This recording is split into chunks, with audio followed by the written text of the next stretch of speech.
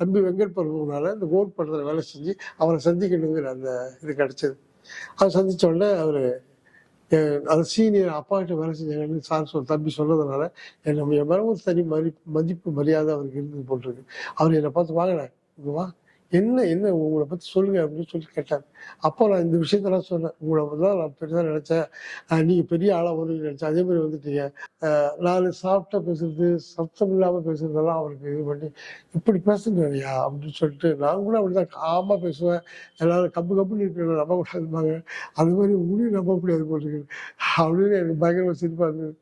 அப்புறம் நான் சொன்னேன், நீங்களும் உங்களையும் தான் நம்ப முடியாது, நீங்களும் காமாக இருக்கீங்க, ஆனால் என்னென்னமோ செய்கிறீங்களே அப்படின்னு சொன்னேன். அவரும் சிரிச்சார்.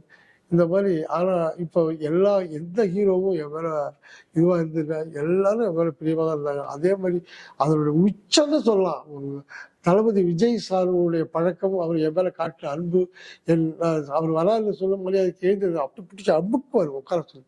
அது மாதிரி உட்கார சொல்லுவார், பண்ணுவார். ரொம்ப ஒரு தாத்தா கிட்ட பேரை விளையாடுற மாதிரி விளையாடுவார். அந்த அளவுக்கு அவருக்கு என் மேலே பிரியம்.